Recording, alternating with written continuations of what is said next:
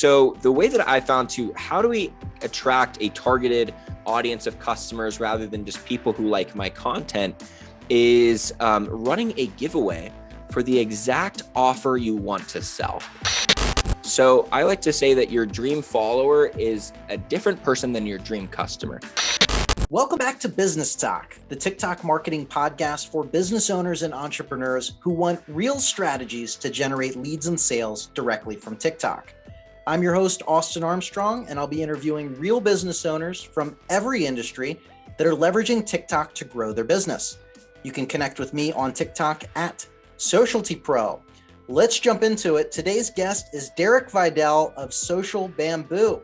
Derek is the founder of socialbamboo.com and host of the Social Bamboo podcast, the #1 Instagram marketing podcast out there. Now, today's episode is going to be a little bit different as we're going to be taking a look at the similarities and differences between TikTok and Instagram, repurposing strategies, where the social media landscape is going, and how you can leverage Instagram to grow your TikTok channel as well. Derek, thank you so much for joining me today, man. Yeah, I'm very excited to be here. Very excited to be speaking with you on my podcast too. I got so many questions for you and your line of expertise as well. Yeah, it's an honor, man. I've actually been listening. I was saying before we started here, I've actually been a listener of your podcast for years, leveraging it to grow on Instagram myself as well as some of our clients. So it's a privilege to have you on, man, and it's an even greater privilege to be a guest on your show. I bet you got some great questions then, since you know a little bit about what I know and what I don't know. So I'm excited to be here for sure. Yeah. So could you dive into your background a little bit? Pre-podcast, what led you up to getting started with it, and if you could give an overview of the podcast as well. Yeah. So podcast is called the Social Bamboo Podcast. Now it covers everything social media marketing. Before it was called Instagram Marketing Secrets, even though mostly now I still do talk about Instagram, just so I could open it up to having people like Austin on my podcast. I wanted to just be more of the social media marketing person. So that is one step back from where we're at now. The step before that was I was running an e-commerce brand, and I got that Instagram following up to about 50,000 followers, and through organic posting mostly.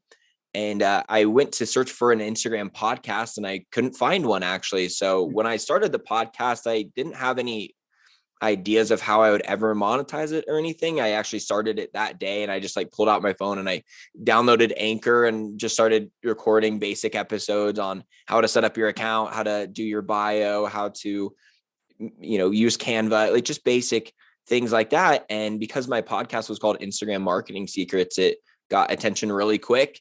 And then I just went from there. So I actually don't usually vouch for the strategy of build an audience with no intention of how you'll ever make money and then figure it out later. But that's how it happened in this case.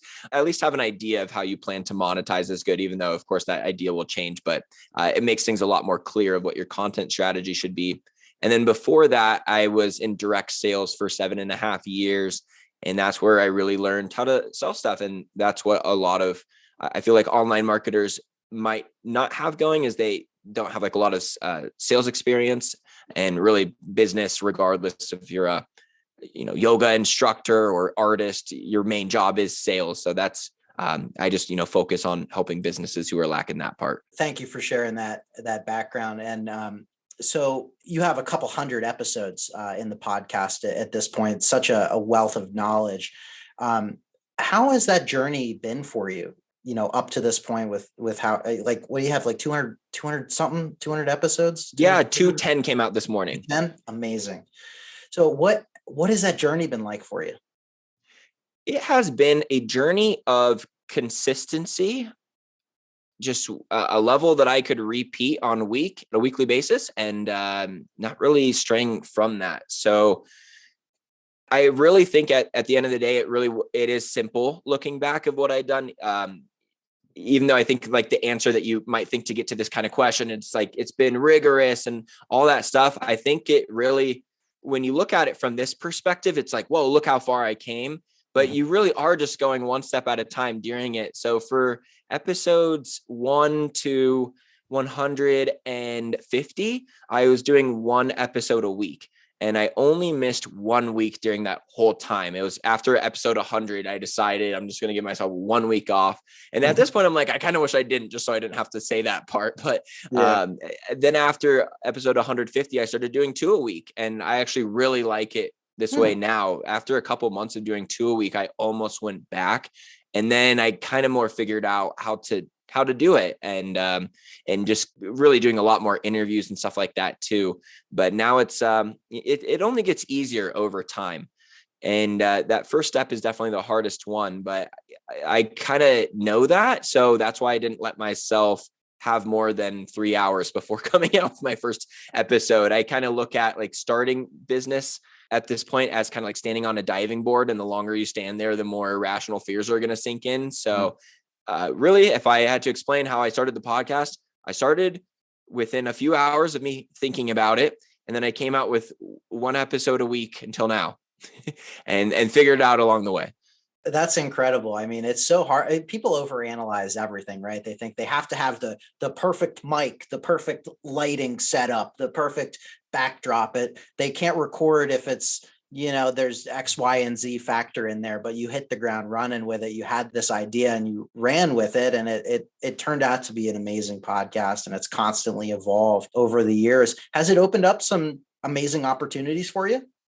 Yeah, I mean, the podcast is always a great way to invite someone on to have a conversation with that you wouldn't otherwise get to. I think there's a lot of big business owners that I've had on the show that would have cost me a lot of money to pay for an hour of their time. And all my questions are just purely based around what I want to know too, which is plenty of what other people want to know, but it also is like, sometimes they'll be very specific trying to get stuff that I want to know. So at this point, I kind of do like a lot of podcast swaps with people like yourself. And then I also am reaching out to like, who do I want free coaching from?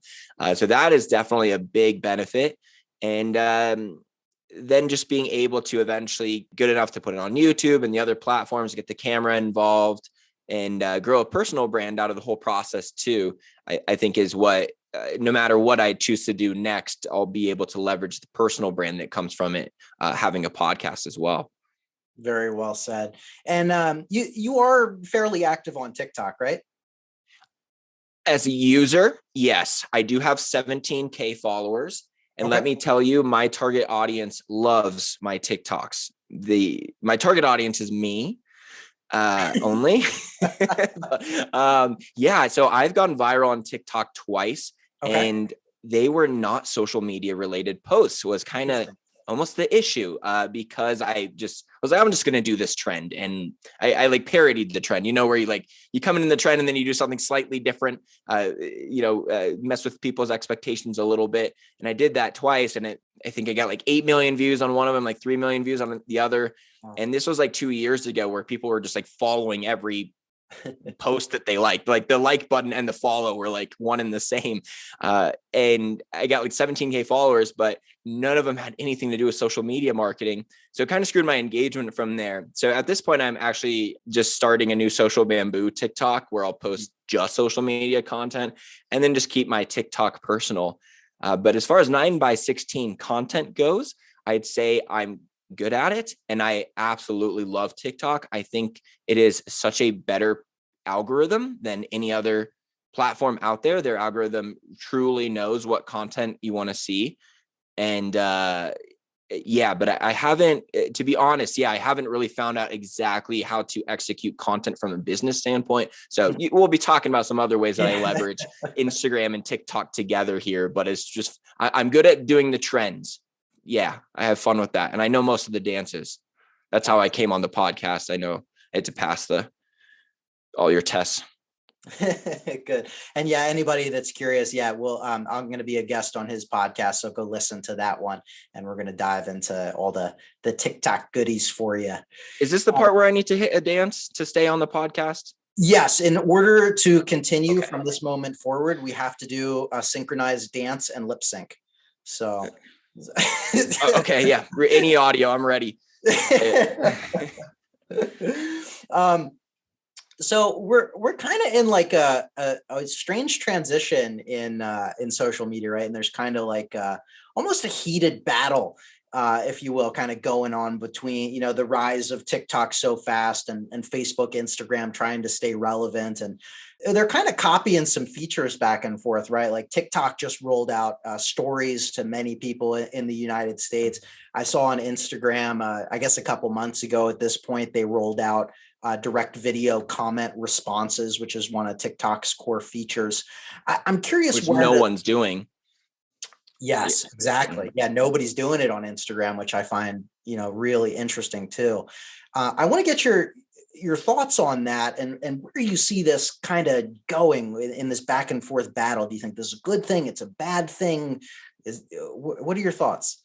Yeah, it's very interesting to watch. And I've definitely made a lot of videos on YouTube. Like every time Instagram comes out with a new feature, I give my 2 cents on that. Mhm. And that's been really great for growing on YouTube. I'll say, like, if you cover, new updates in your industry is a great way to grow.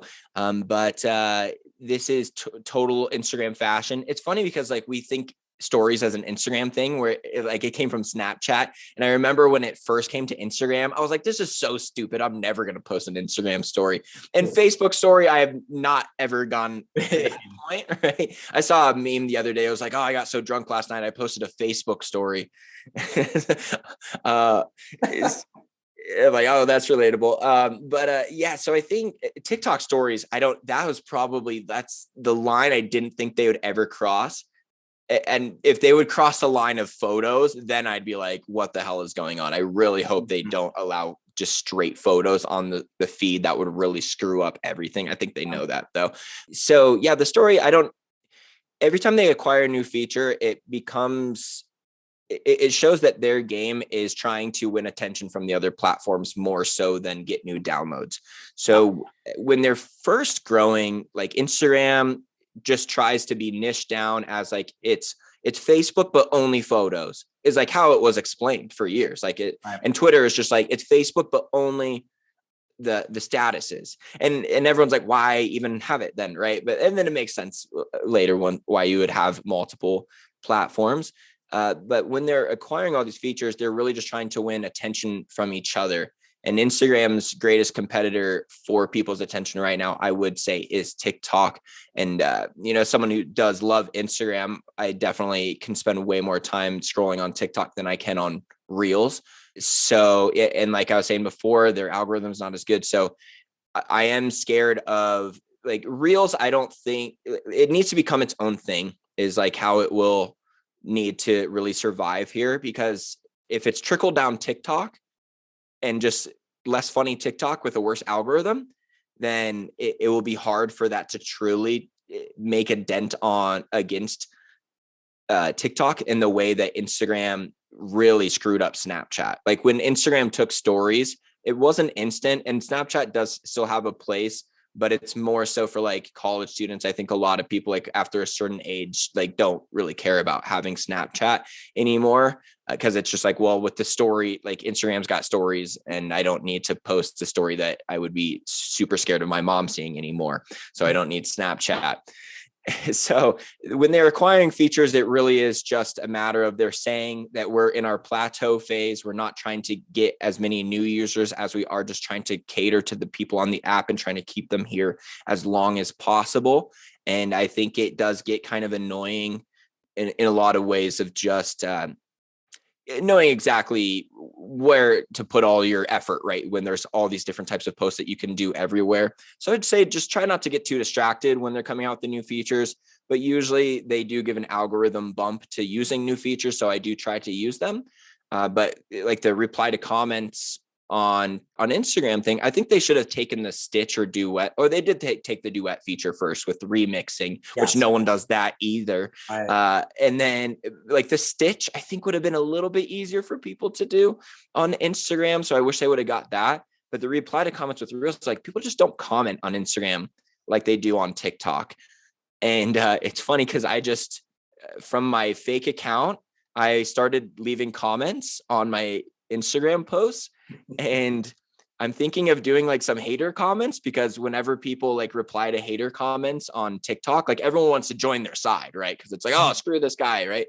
So like I'm like commenting like hater comments from like another account, and then I'm going to reply to those ones and just see how that works. I don't know if that I wouldn't. I know you could say that's unethical, but at the same time, it's like whatever. It's not.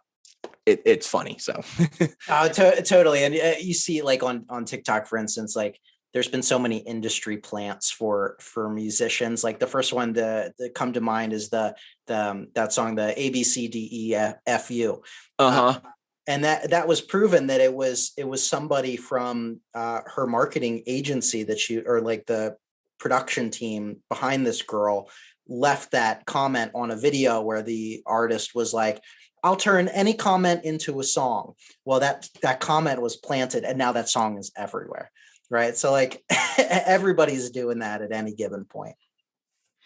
Oh, like they said, like make the alphabet into a popular song. Yeah, exactly. Yeah. Damn. So it was a funny thing. Have you heard that song?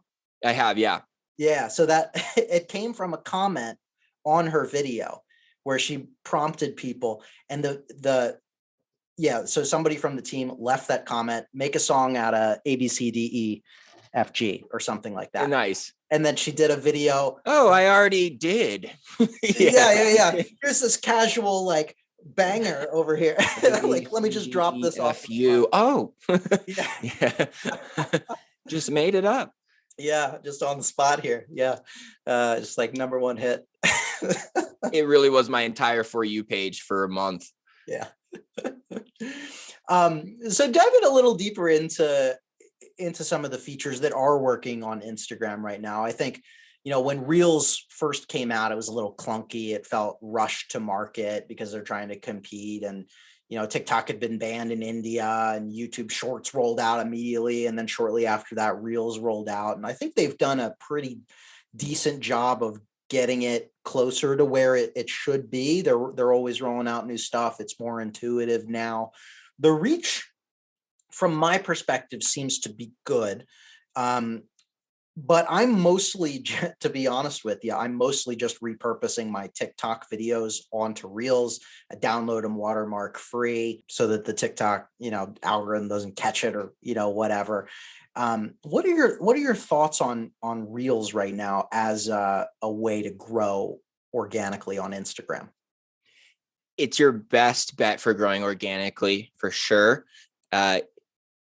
I think every other strategy that I have as far as growth that I can actually like look someone in the eyes and say, like, this is actually going to grow you following, like posting like selfies and stuff and carousels and just all the normal posts are just really hard to go anywhere. Like even hashtags just don't even like kick in really anymore. Like people ask me how many hashtags, and I'm like, the data is inconclusive. It's just kind of like they don't even matter. Just put enough so like Instagram knows what's going on. But Reels does have good reach. The thing that is difficult about it for getting followers, what I've kind of realized is just like on TikTok, when you use a trending audio, it makes it go to people who typically like posts with that audio. If you're trying to grow a niche account, this fact that someone has liked a post that used an audio in the past, like doesn't mean that they're my target client, right? Doesn't mean like, oh, I am a business owner and want to learn social media marketing because I liked Something in the Way by Nirvana from someone else. Like, so it's showing to a lot of people, like you're getting a lot of reach, but a lot of those numbers aren't that quality of people, especially because Instagram, like I said, their algorithm kind of has really shown me how much it sucks. Like with Reels, like if you share that thing not to feed and you just share it straight to Reels and you say like, don't show to my following, just put on Reels and show it to people who would care. It does really bad. It just does a really bad job at showing it to people who care. Cause I'll get like 1,200 views and like 3 likes. I'm like, good job finding people who cared about social media. Cause that just happened. And then because I didn't share it to feed, I wanted to see how it would do. And I got like 3 likes on 1,200 views. I deleted it and then I shared it to my feed. And then it got, like 2,500 views, but like the normal amount of likes, like 70 or something. So it was just like, all right, you at least knew who to show it to there. Reels will get you a lot of views. As far as getting followers, like if you get 10,000 views, if that video is like spot on in your niche, really high quality, offers a unique value, that they're not getting from somewhere else, you still might only get like 10 to 20 followers. So that's why it's like, if you play the quantity game with reels is how you can honestly grow. For me, I come up with probably like 2 to 4 reels a week. And honestly, it probably more keeps my following number. Like it just offsets the unfollows almost, right? It just kind of keeps me slowly trickling upwards. Because Instagram, a lot of people are in the unfollow phase. Like before, when I said on TikTok, like the like and the follow, they would like almost do the one and the same. When you're following less than 100 people on a new app, like people are in such a like their bar for who they follow is so low. And now on Instagram, they're kind of like, who can I get off my feed to make this better at this point? So it's just at a different phase. So if I was cranking out like 1 reel a day, it'd probably be better for, that's where I could actually tell someone to expect to actually grow, is 1 reel a day would be the game to play. And is that your recommended for the minimum to grow, or is there like a great number of, like, if you could commit to 3 a day, 5 a day, is that too many? What do you think that no strings attached quality content is coming out? What's the optimal amount of reels to post? Yeah, I think when I look on the higher end for like, there's a certain creator that's in our market that posts, like, she repurposes her TikToks onto reels. And then when she repurposes on reels, she posts like all of them at the same time, all in the same day. Interesting. And I'm just like, I didn't want to see 10 of your posts today all in a row. And it made me like unfollow that person. So I think there is like a certain level of too much posting that to annoy your followers. I think, like, even though people say like, no, you won't, like, if you're gaining 10 followers per post and losing 2 followers from 2 people that thought, oh, they're posting too much, then yeah, you can make that trade all day, right? So worrying about people unfollowing you is not where you want to place your thoughts at, because it really, like, that's what the equation typically is. Like, you're gaining followers faster than the rate that you're losing them at. So for that reason, you can just like post all the time.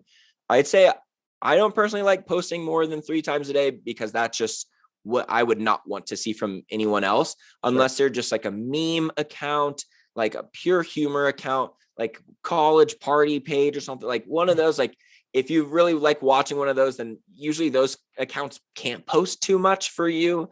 But for like most businesses, especially, like, I'm not going to hit people's like feed with like a bunch of motivational stuff in one day. I don't know. I know Gary Vee would say otherwise, but I'm just like a one-man content thing. So I kind of just like, just putting out slightly higher quality at the rate that I can, which is about 3 a week.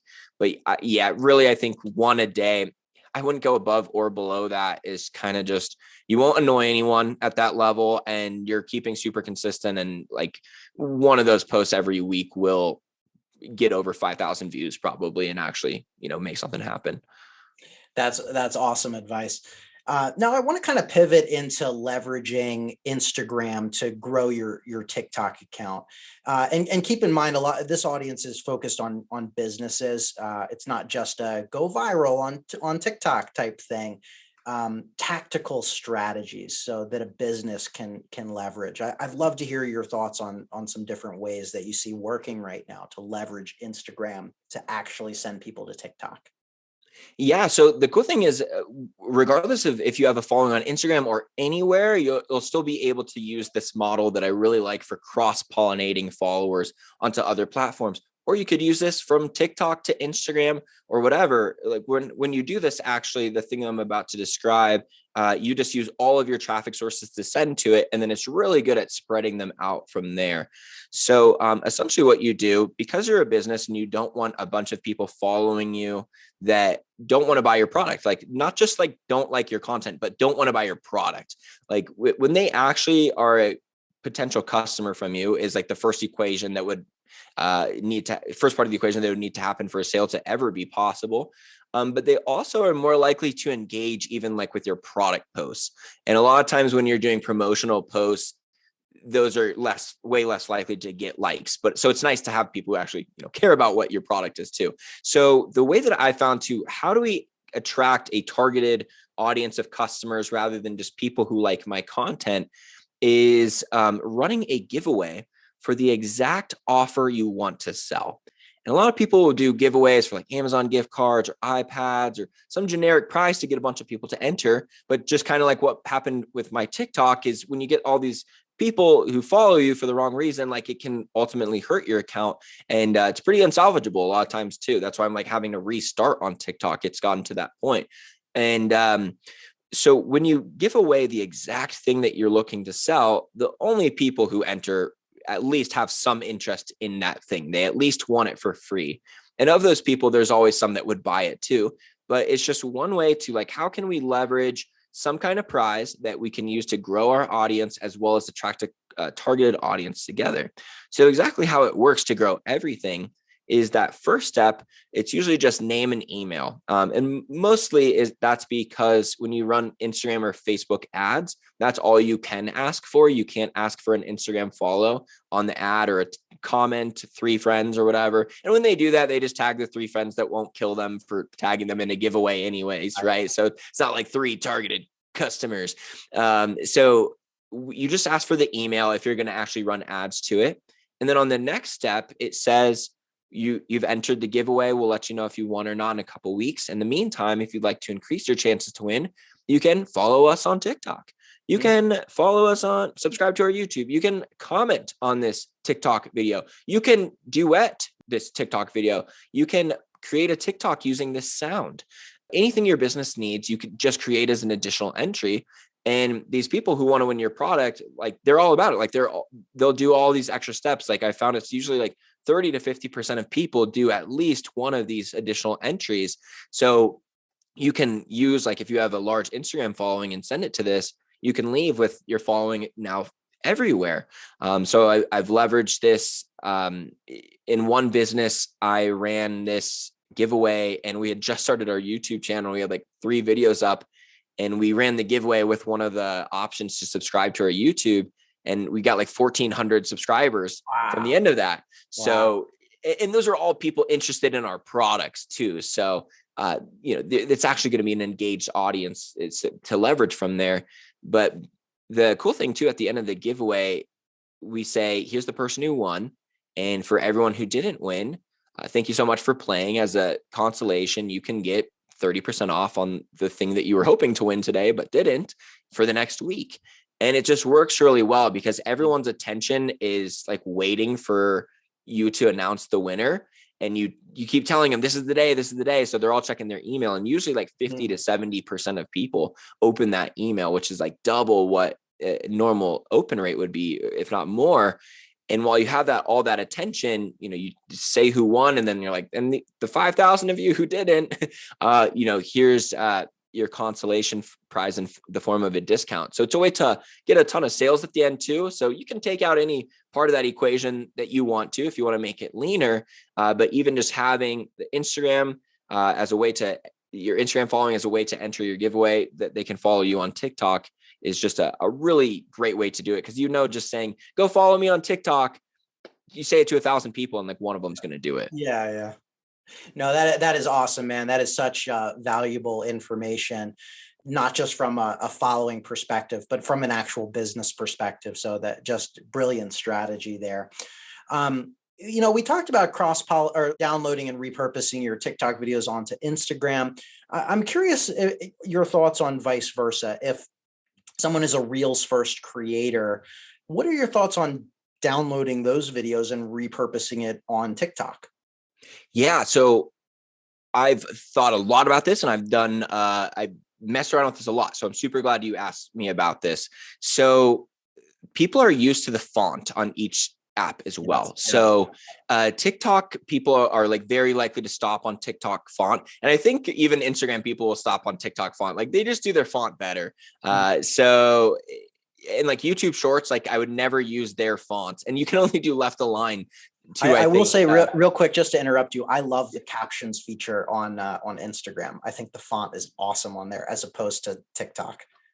I do like the caption. Yeah, that first one is sweet looking. I wish they gave you more design on like how tall or wide it would be. But the captions text does look really cool. So using the font of the platform you're posting on can give it a little bit of a boost. And Instagram is the only one, to my knowledge, that is more particular that they want to see you use some of their features. I don't know how big is TikTok like really big on like, oh, you didn't edit this on the platform.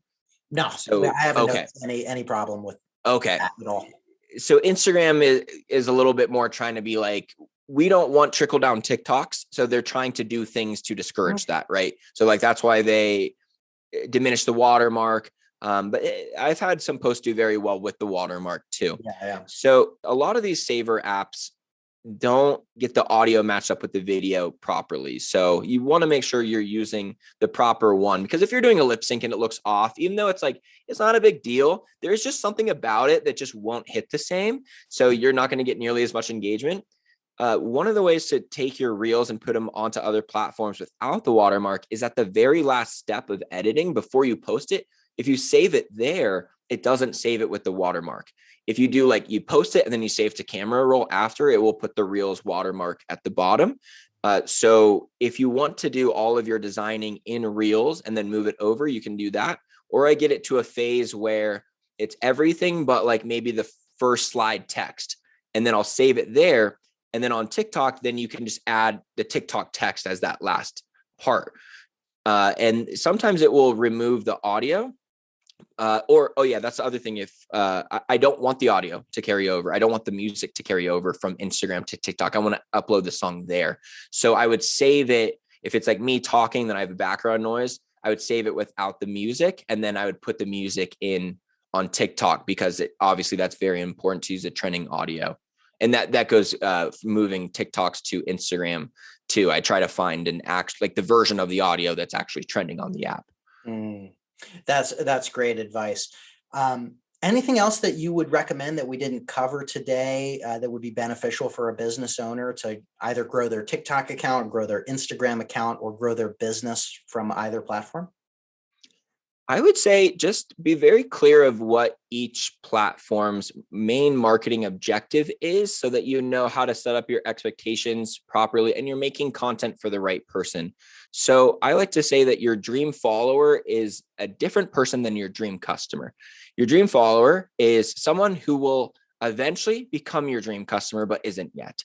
And TikTok is so great at such a wide reach that if you kind of look at it as your brand awareness platform, where you're not trying to create that content that's like super specific, that like this better find my niche following exactly, otherwise they're not going to care. You're trying to like make more generalized, more relatable things. For instance, maybe like if I posted something on TikTok that was like exact tips on like Instagram reels, it doesn't do very well. If I was more talking about like video tips, like how to, get your videos to go viral. And I'm not talking about Instagram specifically, on TikTok, that's going to do a lot better. So me thinking about anyone interested in growing their business through social media is my target client, not just Instagram or this specific strategy.